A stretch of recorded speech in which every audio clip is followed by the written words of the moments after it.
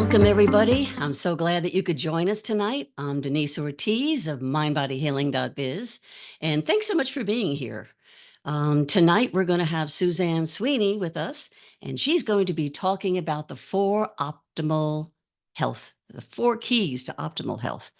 And this is going to be something that's really, really interesting. Suzanne also has a cookbook that I've been trying out, and I will get into that a little bit later on. But for now, I just want to thank you for being here. And there's just a little bit of news that I want to share with you regarding our spiritual gatherings.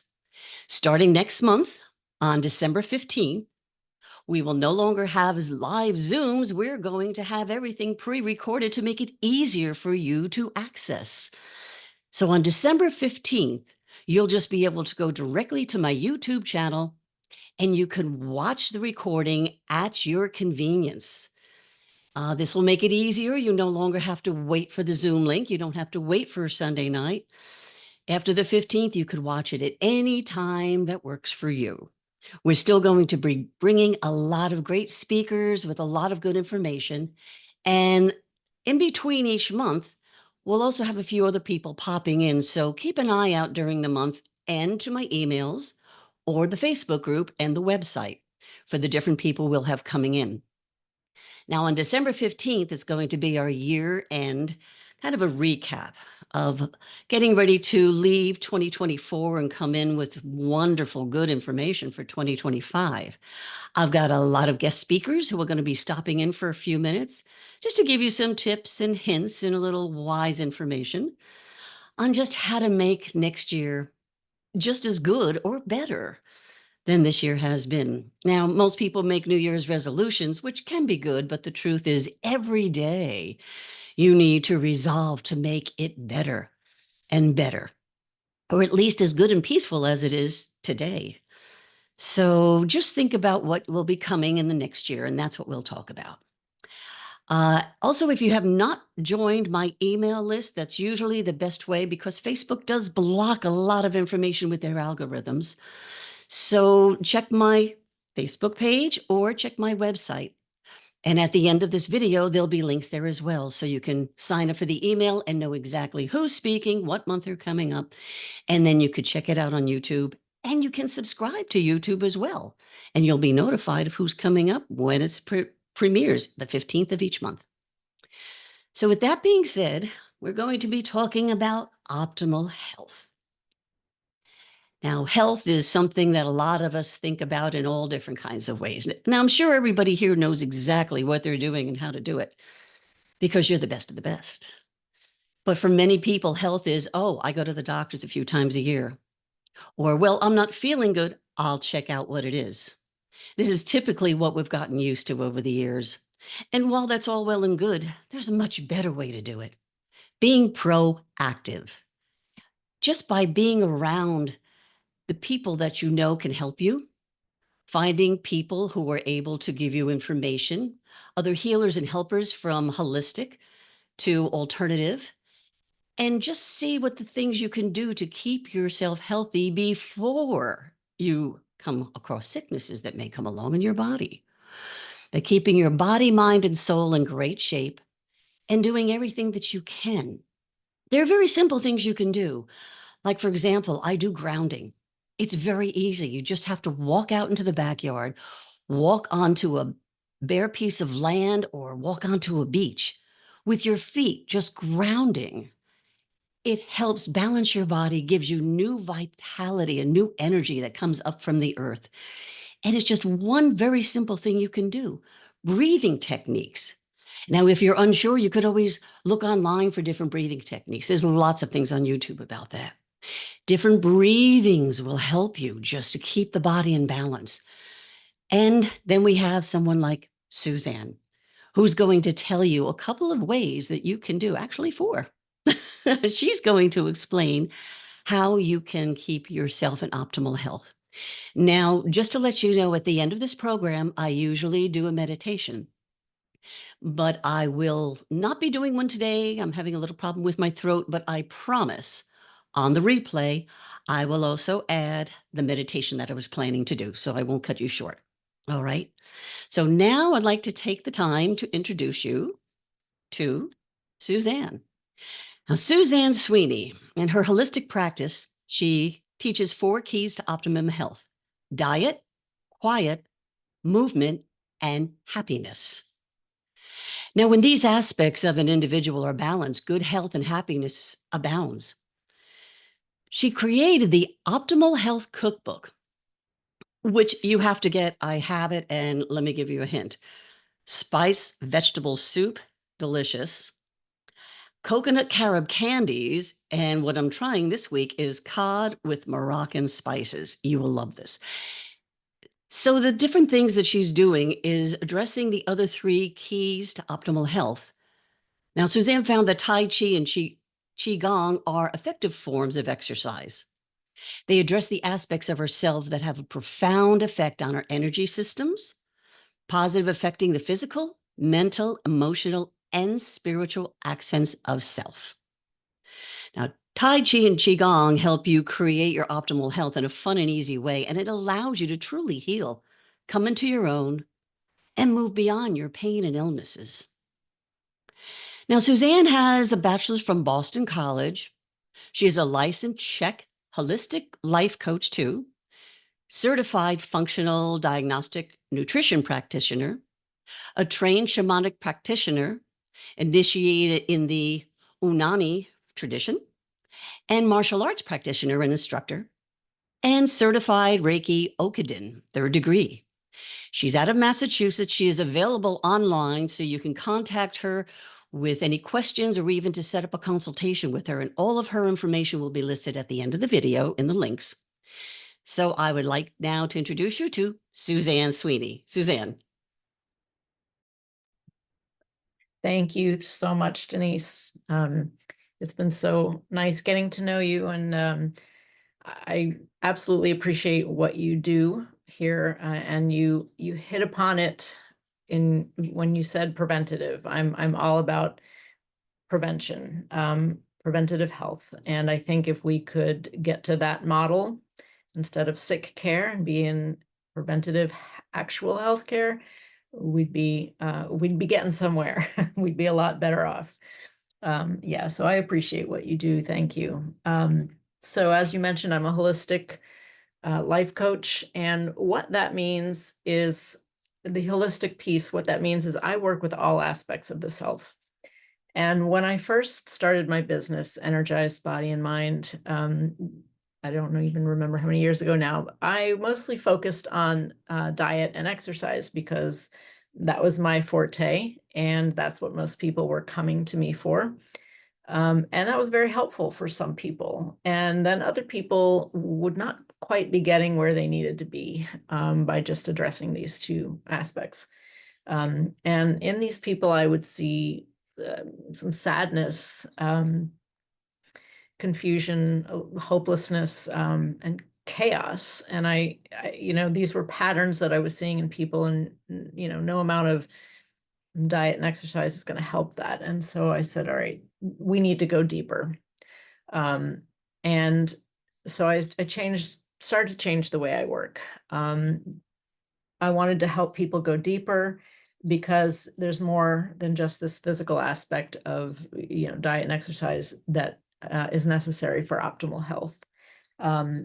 So I added tools to my toolbox, as you mentioned, shamanic initiation, shamanic training, Reiki, and things like that. And I really, I'm my own best client, I guess you could say.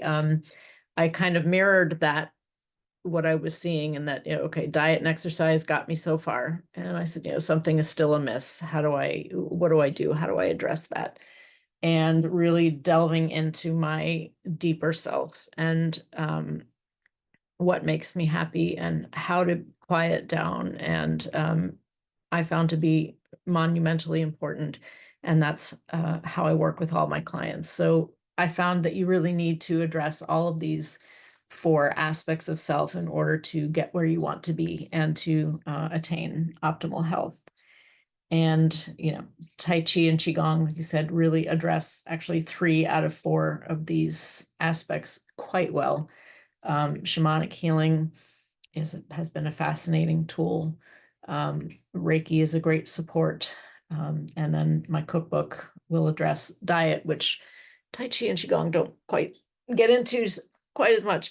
But an example of how I work and how I found this to be helpful is I had a client come to me for dietary advice.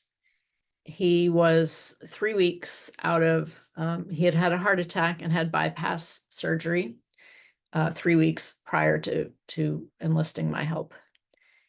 And we began working together, and he shared that he had tremendous job stress. He was separated from his wife. He had just watched his mother die of an accident.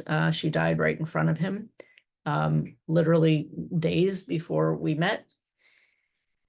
And while, yes, he needed to stop eating Rice Krispies for breakfast every day, that wasn't going to heal his broken heart. We could talk about diet. I said, okay, you're coming to me for dietary help, but can you see here that maybe what you need is something a little deeper? So it just doesn't seem responsible, in my opinion, to just talk to someone about their diet and leave all the other stuff on the side of the road. So I do tell people when they work with me, get ready to dive in. This client needed to cry. He needed to find his center. He needed to find a purpose. And so these are things that we worked on, and we eventually got to the diet. But for example, he 3 weeks after having a heart attack and surgery, he was feeling guilty and ashamed that he wasn't exercising and working out.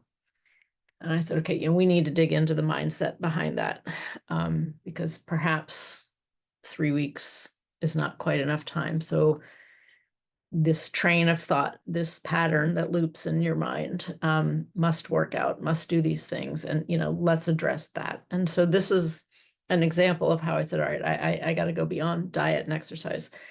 And if I truly want to be of any use at all, and if, I want to help people get to reach their goals.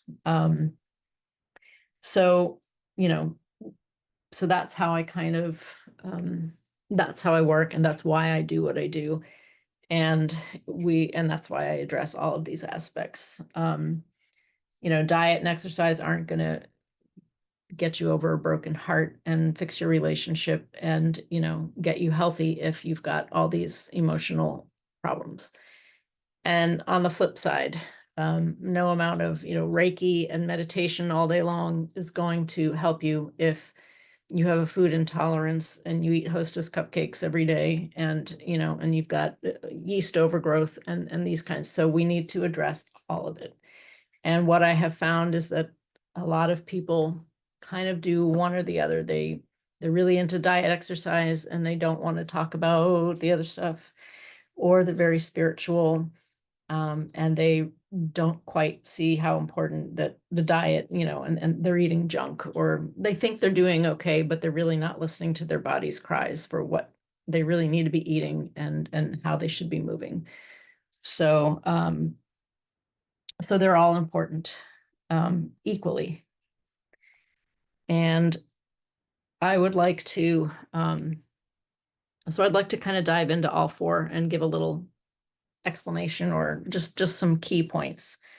I could talk for a long time about each of these, and so paring it down is the most difficult, I think, for me anyway. But I think of all four, I think diet is a good place to start, not only sometimes when working together, but in the discussion, because diet, if you can get started on the diet, cleaning up this vessel, this beautiful vessel, you become clearer, and you can tap in a little bit more to the ways to take your next best steps. So, so I do usually start, depending on the person, it's different for everybody, start with diet so that we can start getting a clean vessel, in order to be better prepared for the deeper work. So there's a quote that I like. It's an Ayurvedic proverb, if diet is wrong, medicine is of no use. If diet is correct, medicine is of no need. And I love that. And the question then is, how do we get the right diet? So, if the diet is correct, medicine is of no need. Well, maybe we know that, but the question is, what on earth is the right diet? And again, we could talk about so many things, but the main point, I think, in determining this is to listen to your body. And it's going to be, each one of us here has a different answer to that question. What is the correct diet? And I think that's the most important thing to realize.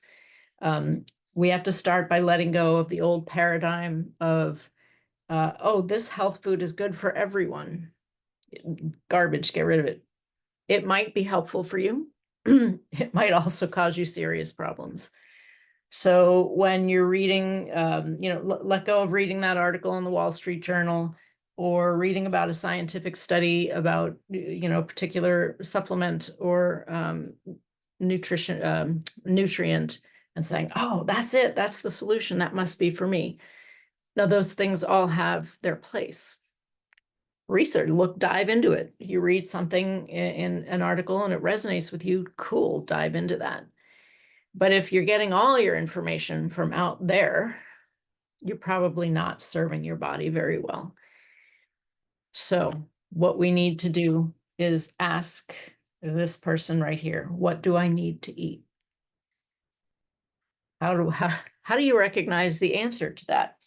No one knows better than you what's good for you. Okay, so no doctor, no nutritionist, and certainly no editor of the Wall Street Journal. So then it becomes, all right, how do I figure this out? So ask your body what it wants. And here are two great, so this might sound easy to some of you, and it might sound like I don't have any idea how to do that. So I'll give you two great tools on how to do that. How do you ask yourself what you need and actually get an answer? There are spiritual ways of doing that, but practically, here's how, two great tools that I have. And the first is the food journal. And I rolled my eyes at the food journal for a while. I was like, oh, that's just so old fashioned and it's tedious and I don't want to do. It is a gem. The food journal is a gem.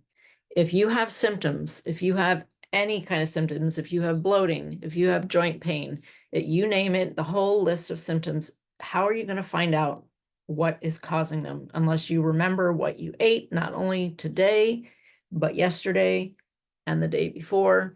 And you need a 72-hour window, actually. And I'll come back to that in a second. I have found for everybody that if you really want to find out what food caused the symptom that you're having, then you need to keep a food journal. And it's also great for ruling out food as the culprit, by the way. So it's not always food, but often it is food.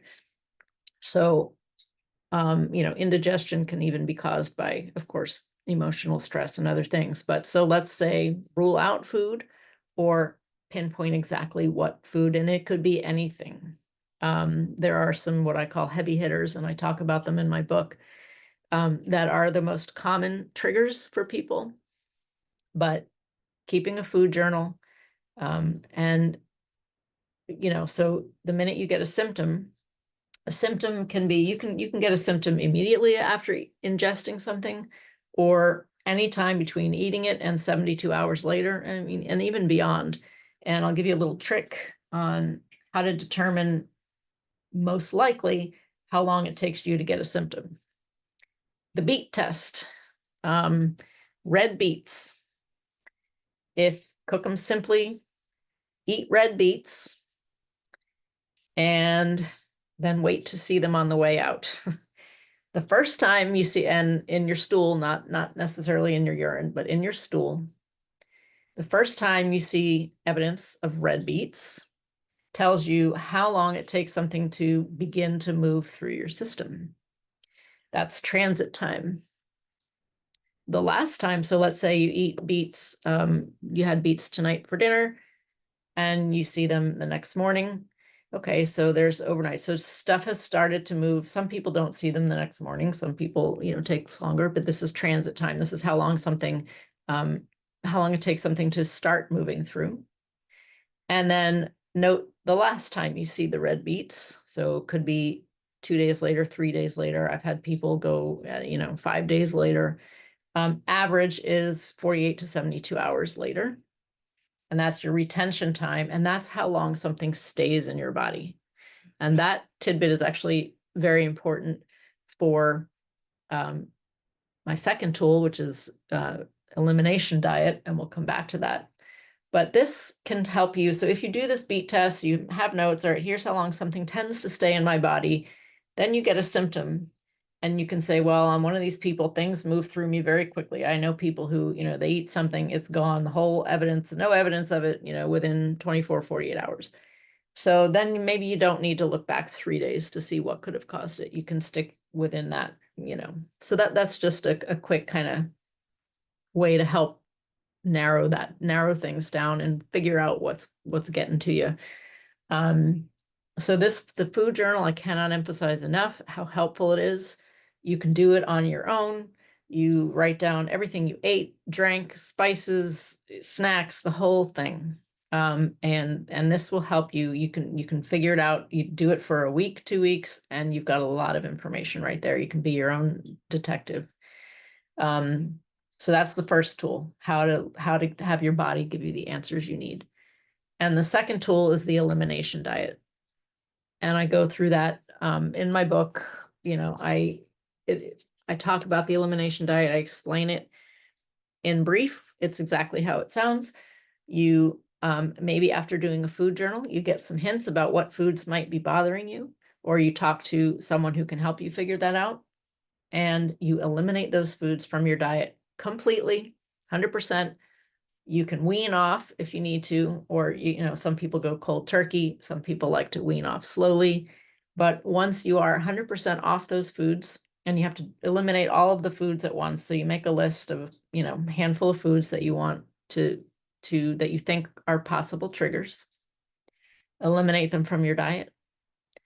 And that beet test, the retention time. So if it takes you 72 hours to get rid of beets, that's kind of a good gauge as to, okay, I need to, if I eliminate something, I need to wait 72 hours or more to know that it is fully out of my body.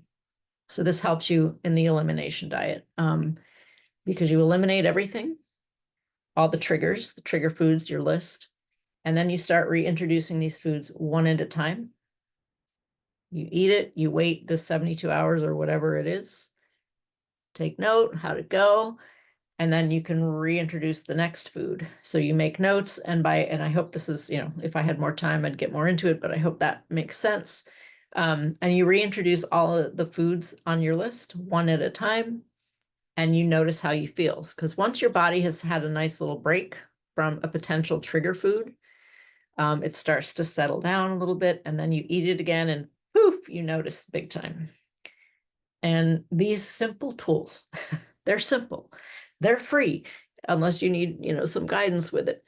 That will tell you, and you don't need anyone else to really to tell you what you should be eating. That's your answer. So if I had to pick some, I could talk about pesticides, and I could talk about eat organic and grass fed, and I will plug those as I just did. But but really you have to eat what your body wants. Because if you're eating so-called health food that somebody else says is health food, but your body, it causes inflammation or whatever it might cause in you, then it's not doing any good. So listen to your body, make these kinds of notes, be your own detective. It takes a little bit of work at first, and then you're golden. And then and then you start to recognize your body's signals. And for the rest of your life, how to figure it out. And it starts to be just quick and easy. So it's, short-term pain of eliminating foods, and then you're good to go. So, so those are my favorite tips on how to do that, and I think it's the most important thing, is, as far as diet is concerned, is to, yes, eat real food, but you've got to eat what your body is calling for. Otherwise, no good. Oh, well, all right. So we'll come back. Read the ingredients. Read ingredients on packages, please. Not the marketing, not the labels, but the little small print. That's my other little tip. So that's that's, I think, where to begin with the diet.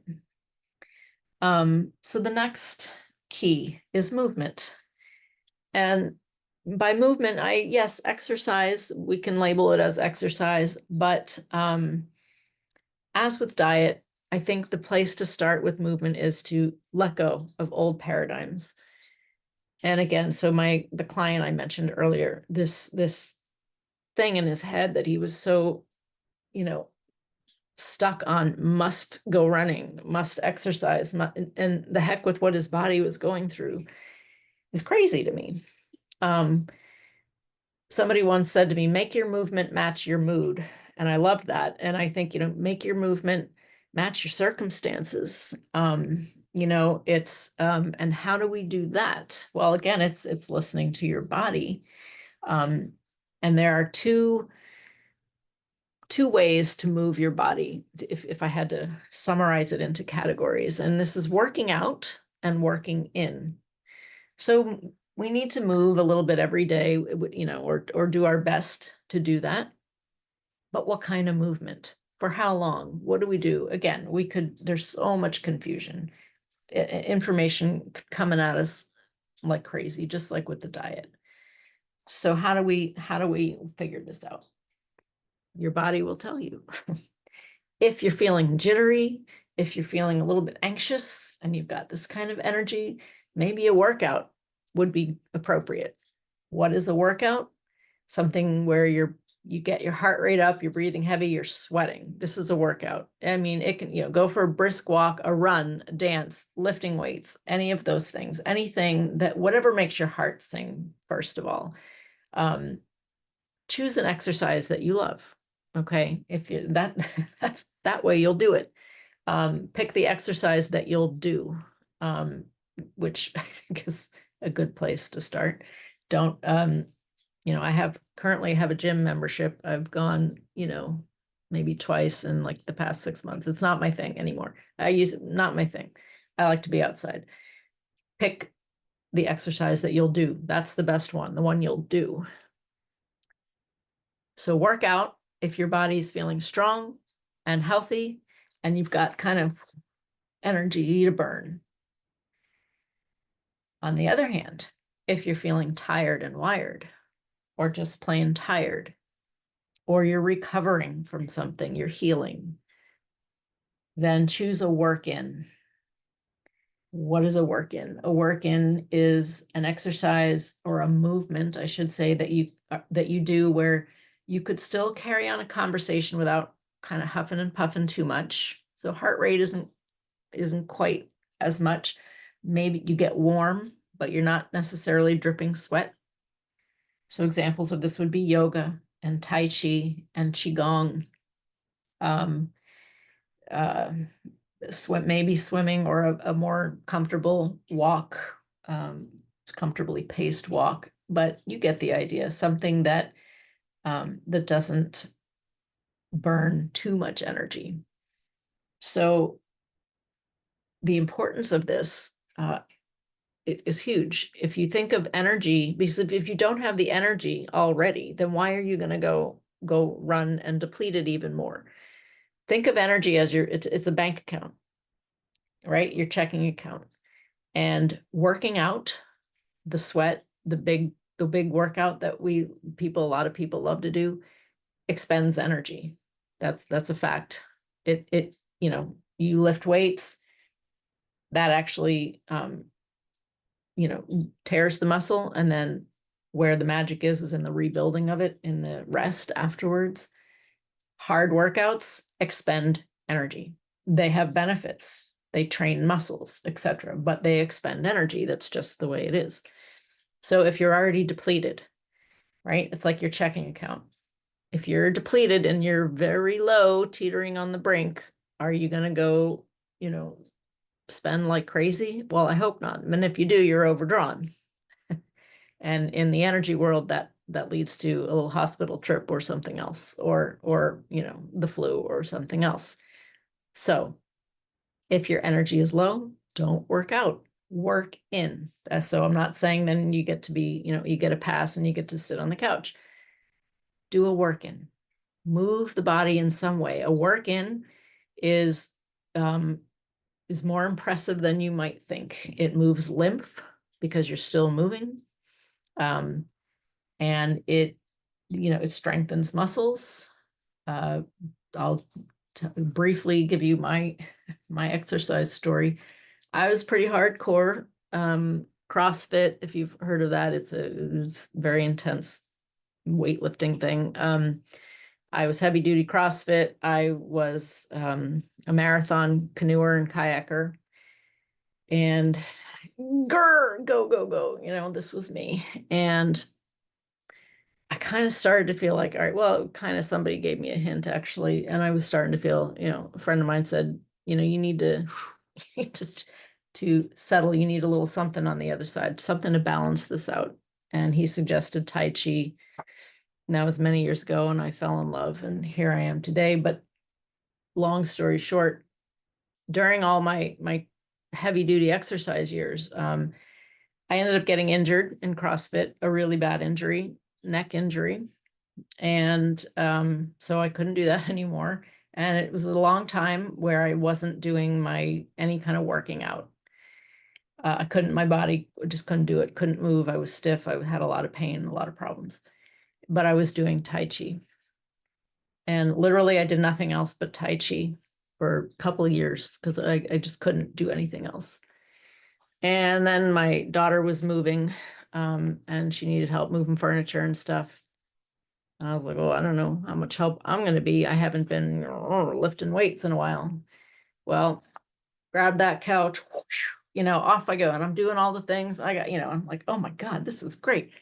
Just from Tai Chi.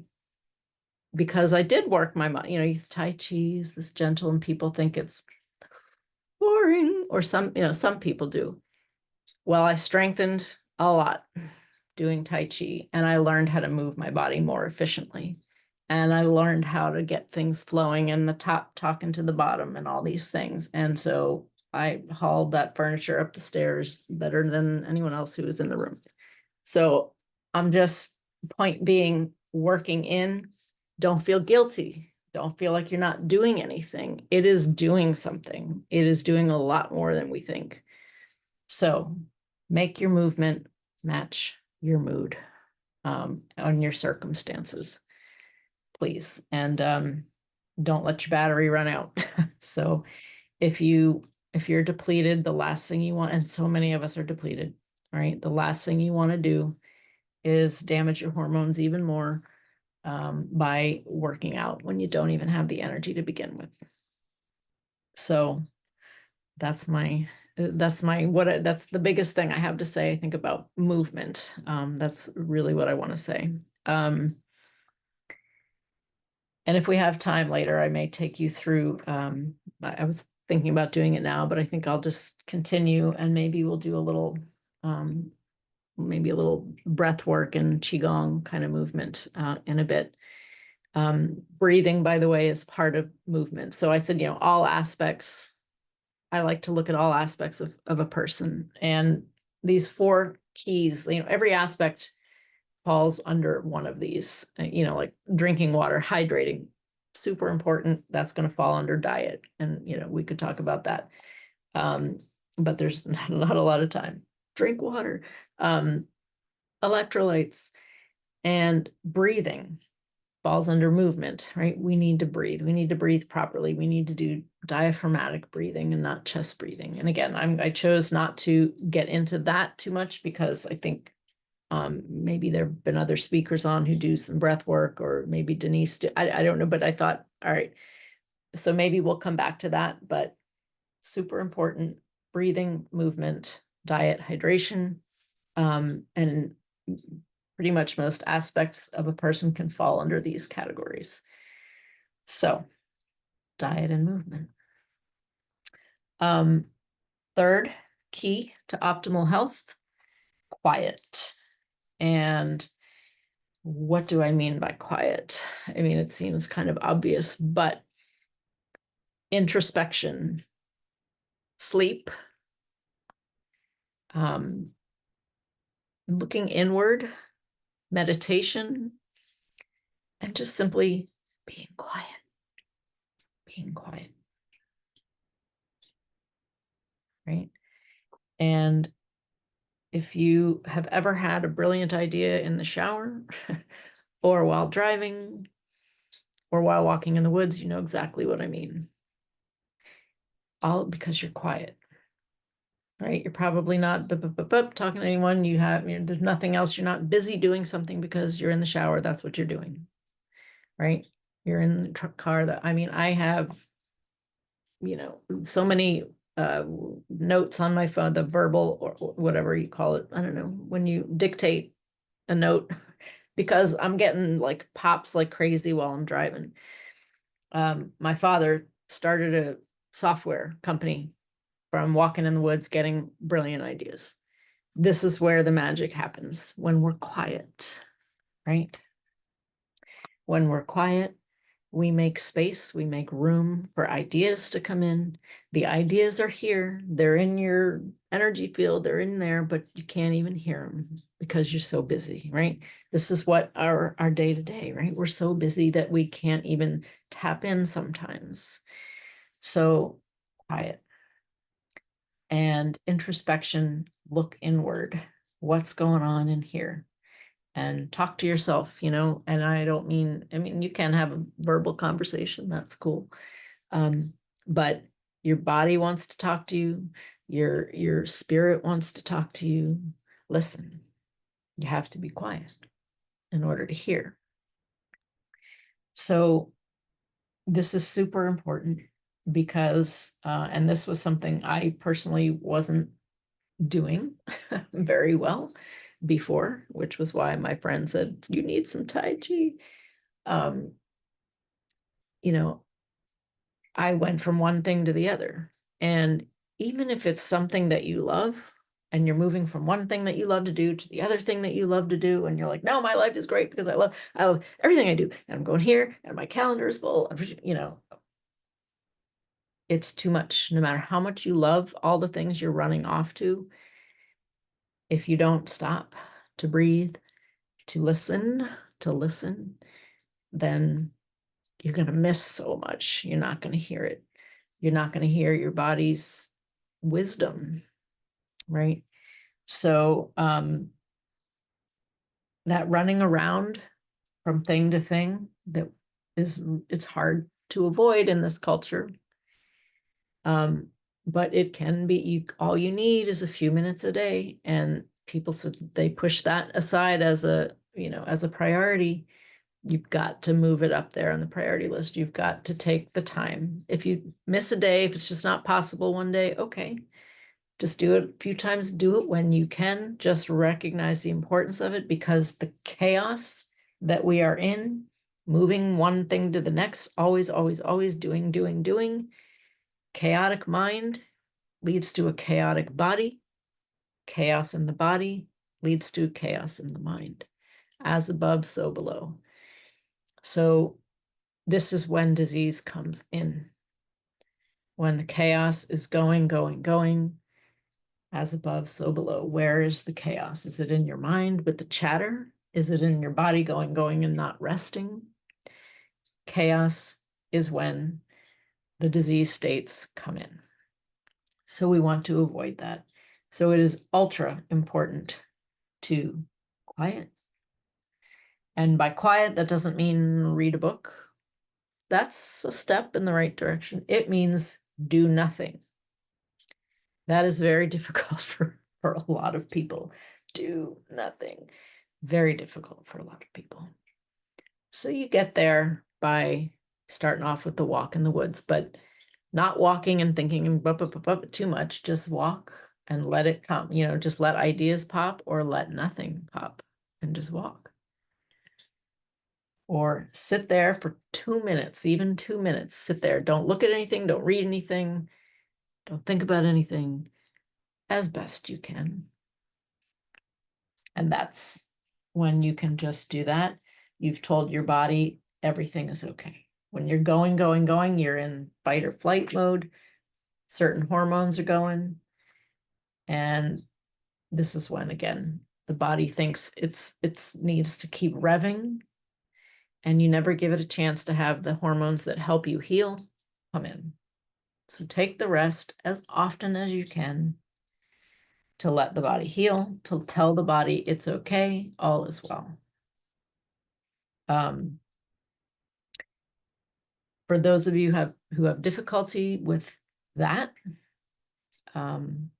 start off with guided meditations. That's not quite the, you'll have somebody in your voice, some voice in your head talking to you, but it's a place to start. I have a really good meditation that I like that's very simple, and we can try and spend a minute doing it. Maybe we'll take 1 minute to do it. This is for people who find meditation difficult. I will say that for me, meditation was not my first love. It was not easy for me in the beginning.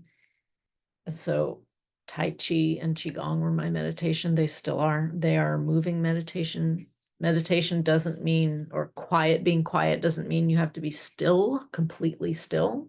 That's great, but work toward getting there. So Qigong is moving meditation. Tai Chi is moving meditation. They are the most wonderful ways and tools to kind of get you into meditation if it's just sitting there is not your thing.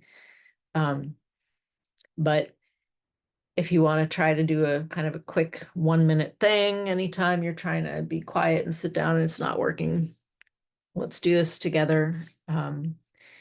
You just sit wherever you are, you stand, whatever it is you're doing, sitting if you can, and you're like frantic maybe, or you're just in a state, or you're feeling good and everything is good, but it's just the mind won't stop.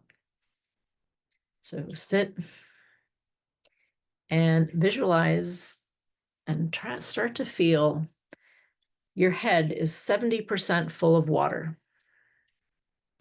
And maybe the water is sloshing. Maybe it's sloshing pretty wildly. Maybe you've got big waves and whitecaps. Maybe it's fairly still. No matter what it is, just notice. All right. Usually if you have a hard time meditating and you're kind of trying to calm yourself down, the water's sloshing pretty good in there. All right. Just notice that. And then just start to watch and observe as the waves start to settle. Just a little bit. Maybe the white caps are settling. And the waves are gradually getting smaller. And gradually getting a little slower. Smaller. The sound, if there was a sound of waves crashing, is starting to decrease. And you sense the ebb and the flow of the wave slowly, getting more slowly and infrequent.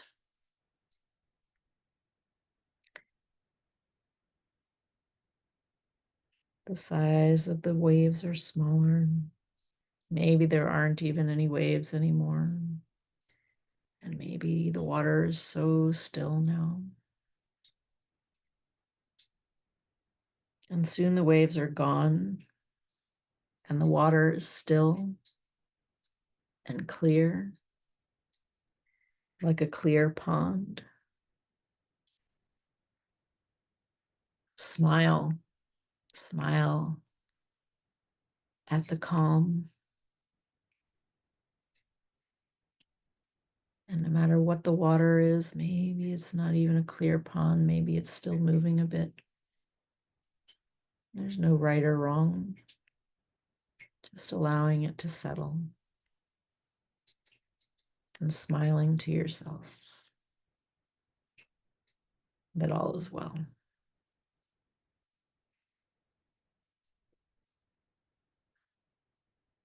And you can always just sit as long as you need to with such a meditation in the beautiful calm of the still water. And whenever you're ready, you can open your eyes and continue on. And that I have found to be a really good, because you don't have anyone's, well, now that you know how to do it, you had my voice, but now that you know how to do it, you don't have anyone's voice in your head. You just feel, be with the water, just be with it. And then you start to settle. And next thing you know, you're calm. And I think it's a great beginner's meditation, a good place to start. So you're welcome.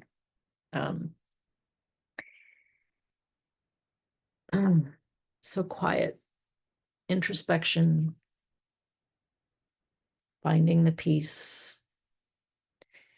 And it's not to say that you can go into a bubble, because we don't live in a bubble and there is going to be chaos.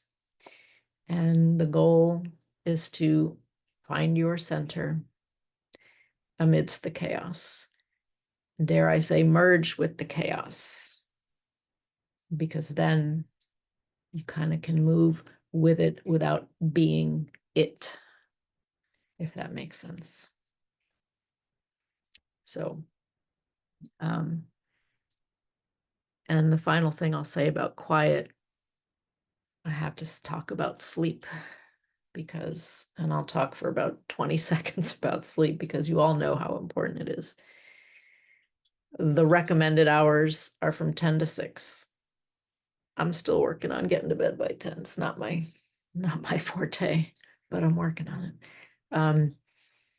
But supposedly the hours from 10 p.m. to 2 a.m. are when the body rests or repairs. And from 2 a.m. to 6 a.m. is when the mind repairs. We all know sleep is when the body repairs. So do not shortchange this. So intellectually we know this, but how much are you putting it into practice? So I always ask people, which are you shortchanging, your mind or your body? You know, do you go to bed too late? Do you wake up early and get up? You know, your body needs rest, your mind needs rest. So do your best. Sleep, I got it. So I have to mention sleep. I would be irresponsible not to talk about the importance. And I could talk for an hour just about sleep, but I'm going to leave it at that. If you're a late, you know, you like to stay up late, what I would say is at least try to get in bed by 11, because at 11 o'clock p.m., the mind starts, if you've noticed, if you've done this, I've noticed this, that's when it, you get your second wind, right? It's a, you know, in Ayurveda, they talk about, it's pitta time, the mind is busy. In Chinese medicine, it's gallbladder time. The gallbladder is the thinking, you know, it's the processing thinking. So there are all these, you know, the ancient wisdom knows before 11 o'clock, you must be asleep.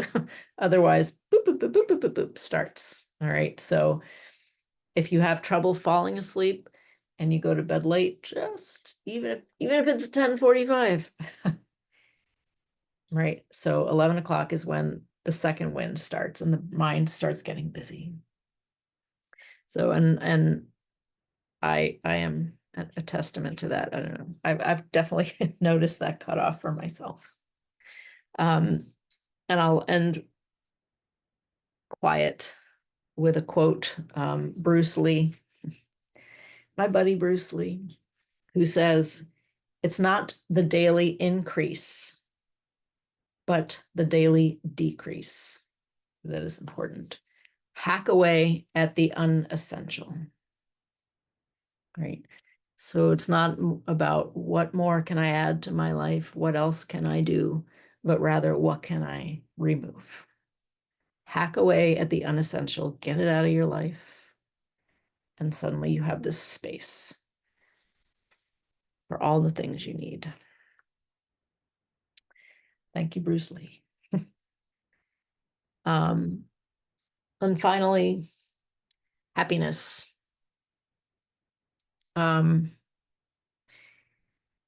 This one,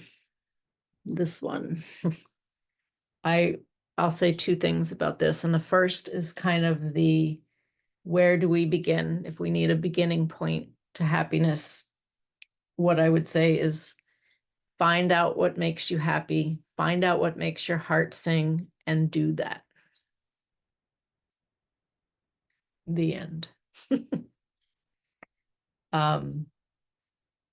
That can be a big, huge, overarching dream. And or it can be just the little things. I love to sing, but I never do it because my voice is so bad. No. If singing makes you that happy, then do it. Do it every day, a little bit here and there. If what makes your heart sing is to be a professional singer, well, now that's a lot different than just the little sing. It's an overarching dream.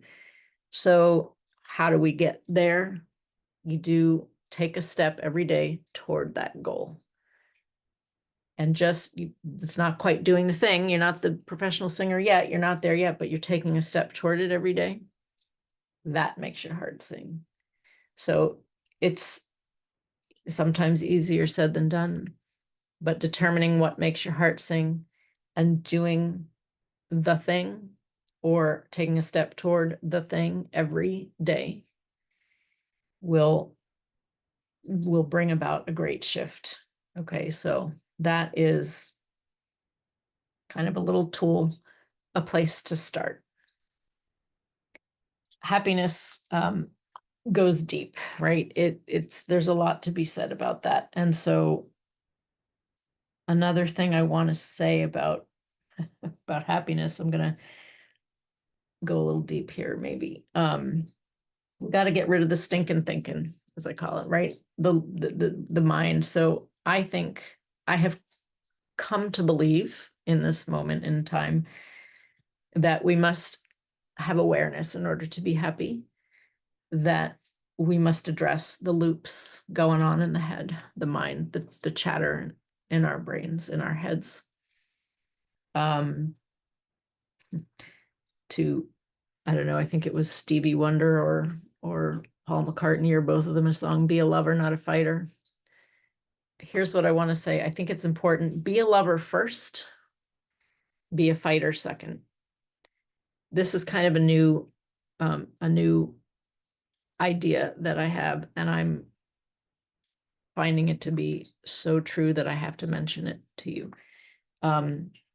There's a lot of us versus them, not just with what's going on in our country, but I've been seeing it in relationships in a lot of ways, us versus them, and that's dangerous.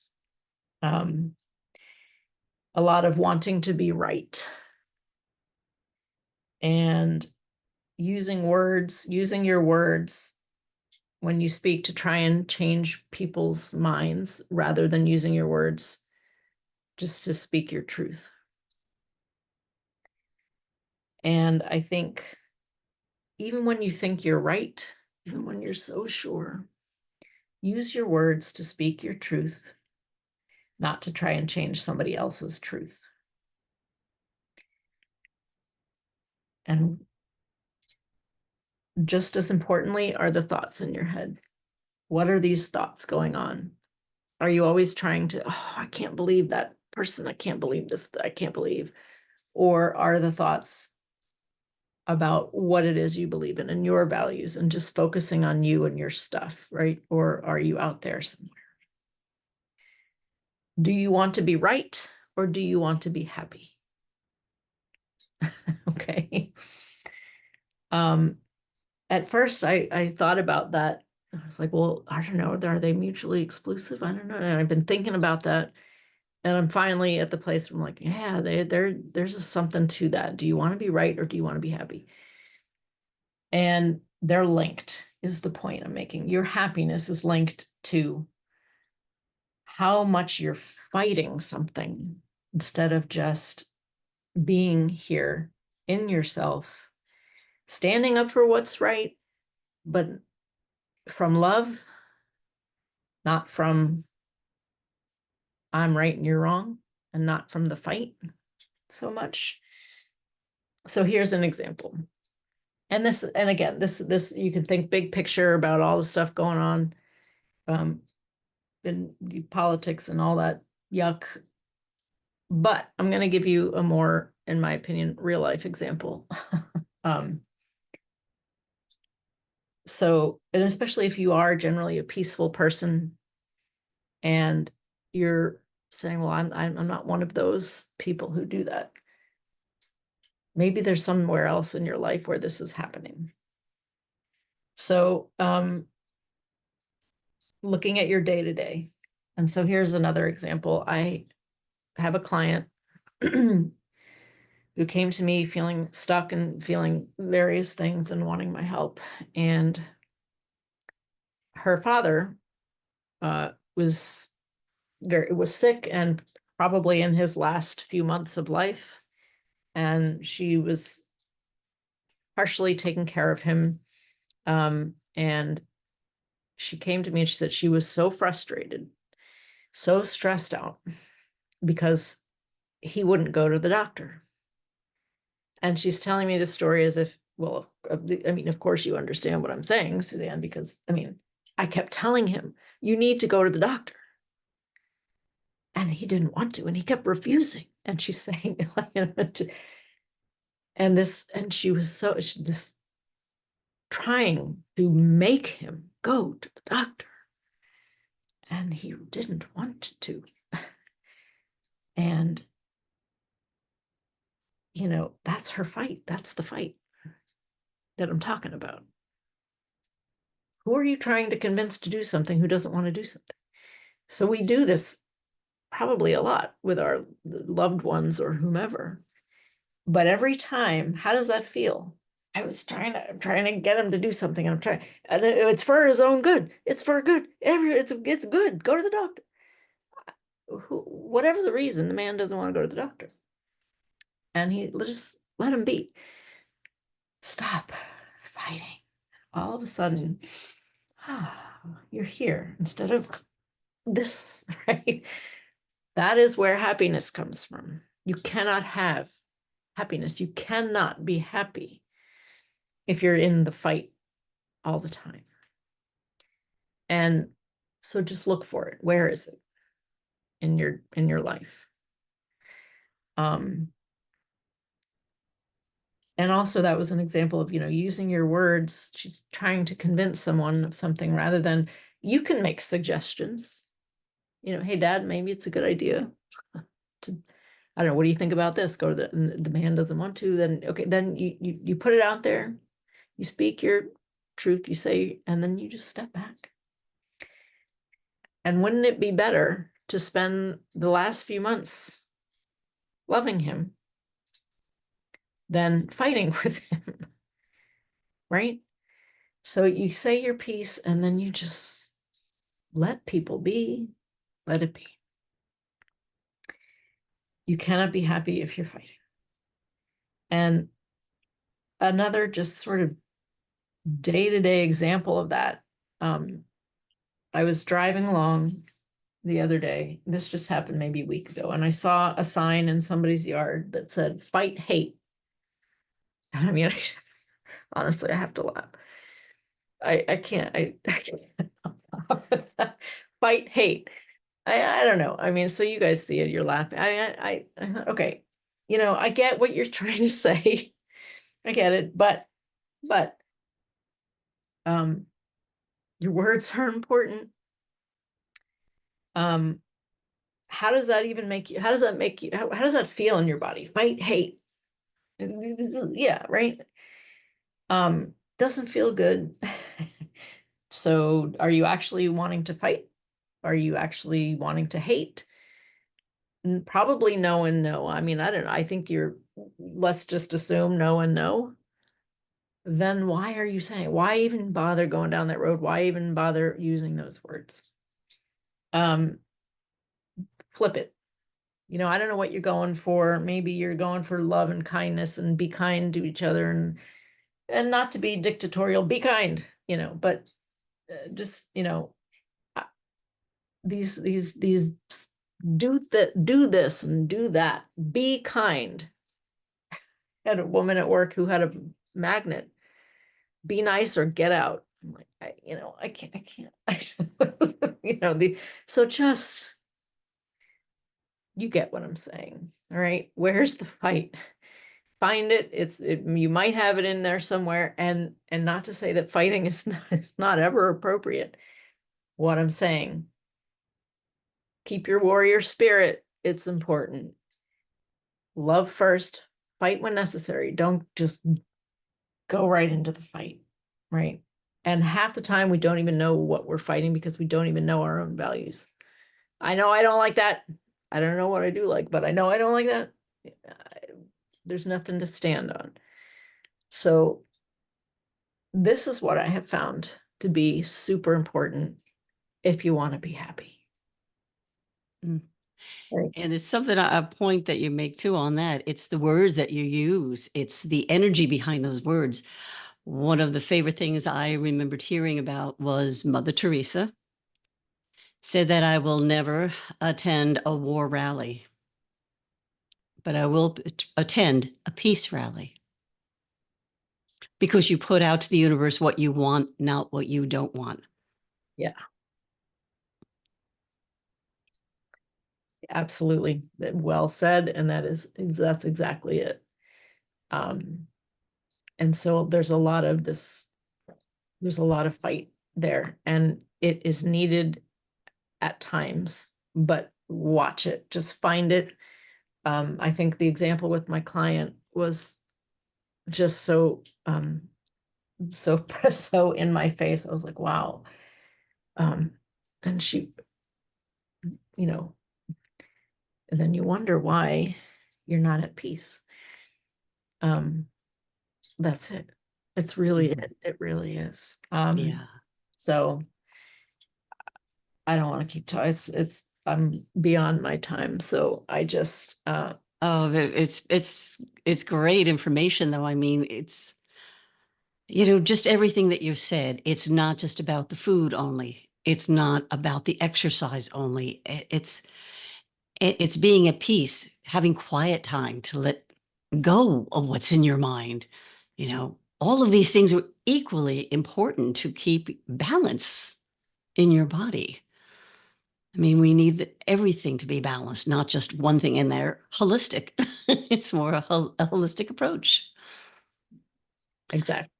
And also it helps when you have a wonderful cookbook. Got it. Yeah. Get a clean vessel and have, enjoy it. And yeah. No, it's I hope I've given you all something you can start doing now with each of these aspects of your life.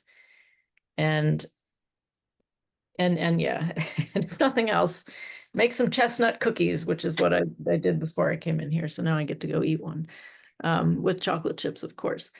And but yeah, you know, eat well, move well, think well, sleep well, and love well. Yeah, that's awesome. Excellent advice. Now, for anyone who's interested in, you know, someone also that may want more information from Suzanne Sweeney, she is at energizedbodyandmind.com, and you can get in touch with her to do a consult. She has a lot of great information on her website, and her cookbook is available, and Christmas is coming up. If you don't want to use it for a gift for someone else, I already have mine.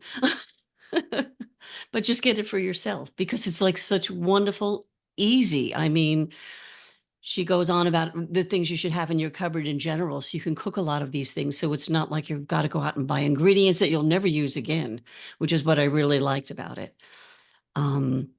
So there's some things that you can do. So, Suzanne, I want to thank you so much for being with us.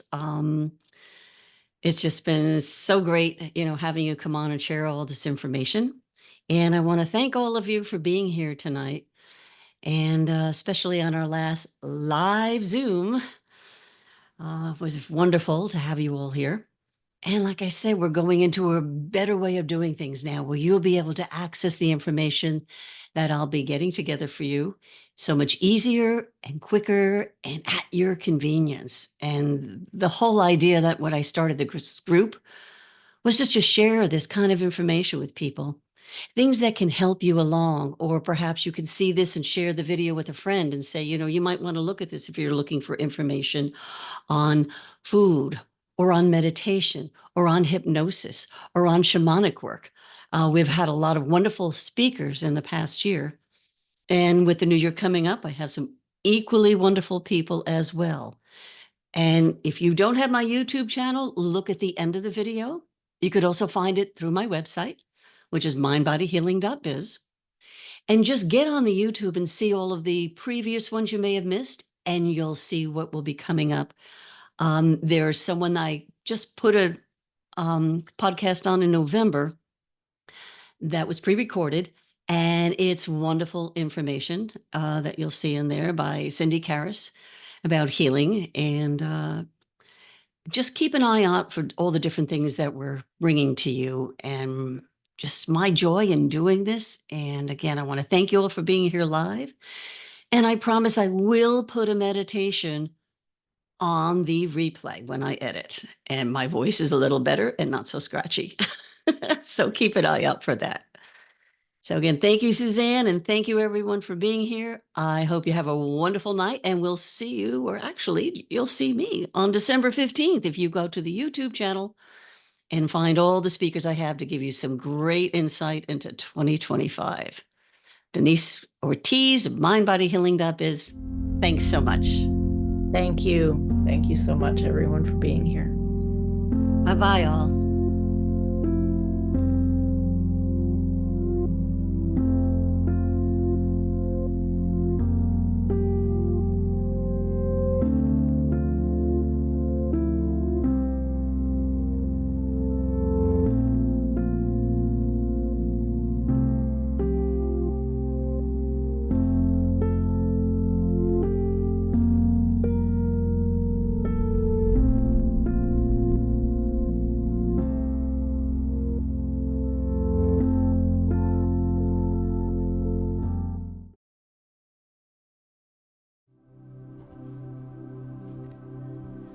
Hi, my name is Denise Ortiz, and welcome to this guided meditation that combines awareness of the breath with compassion for the self.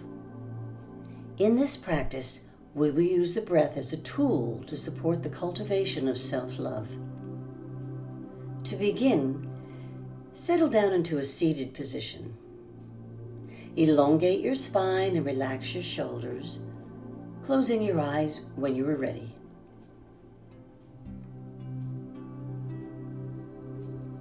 Ground your attention into the surface beneath you, whether it's a chair, the floor, or something else, and notice that you are supported.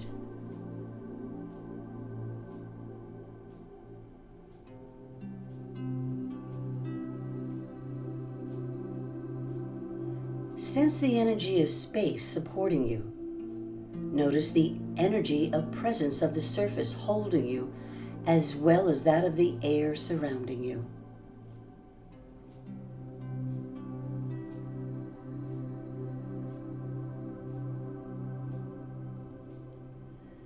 Then take a few long, clearing breaths in any way that feels comfortable for you.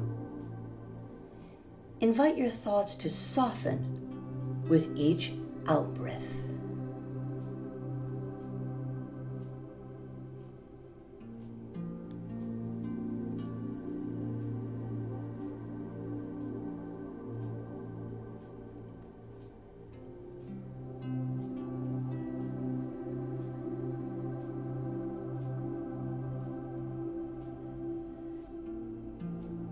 Continue to notice the natural flow of your breath for a few moments of silence.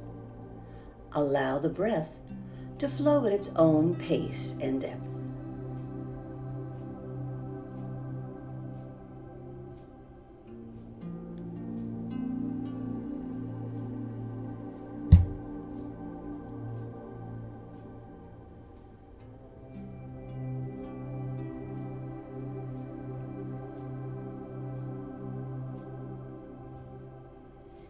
Each breath we take supports the body, so each breath is like an act of love. So I invite you to breathe with this awareness, letting each breath be an offering of love to your body.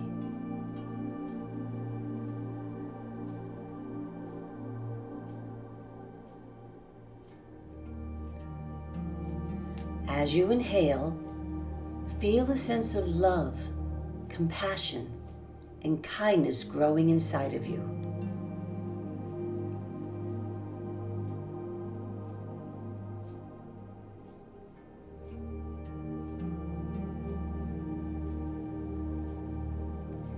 Each breath fills you with love, which awakens the energy of self-compassion.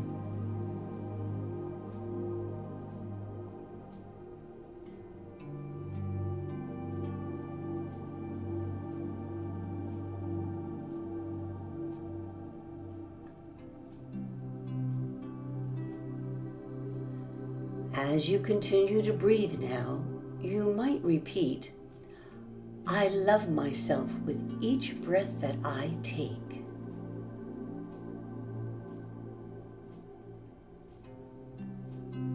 I love myself with each breath that I take.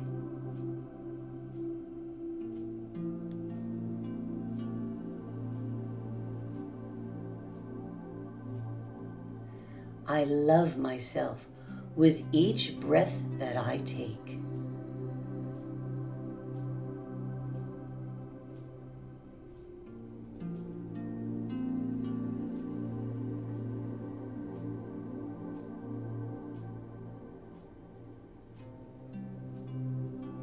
Continue to sense into the energy of compassion that fills you. It fills you from the inside and from the outside.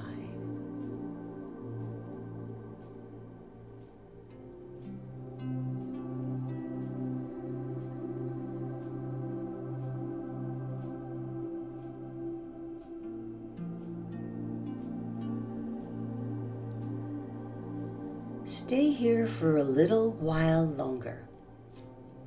And if you notice your mind wanders away, just return to the flow of your loving breath.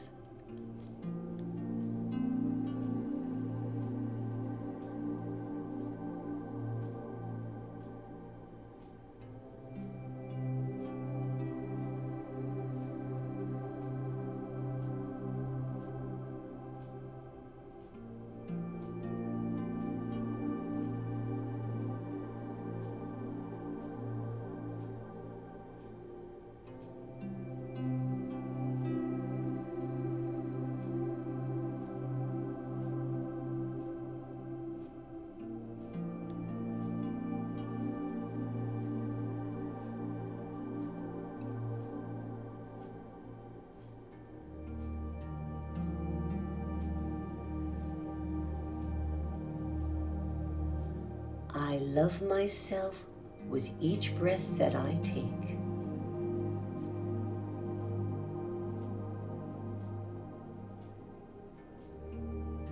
I love myself with each breath that I take.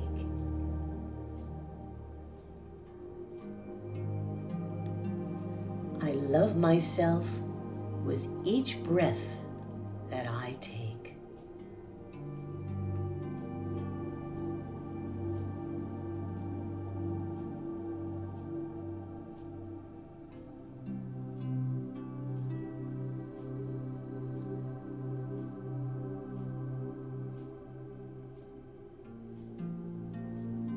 Just move into this loving breath for a few final moments now.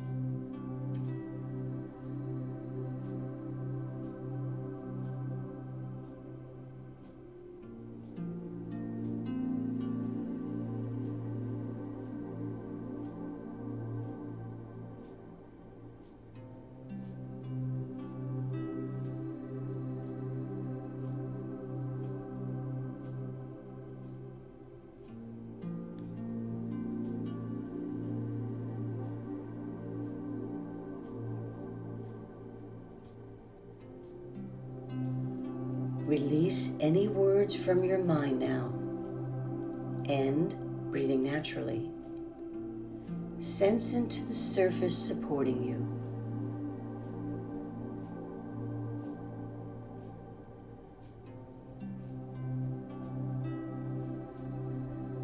Reconnect with your physical body by welcoming some light movement. You may gently wiggle your fingers and toes.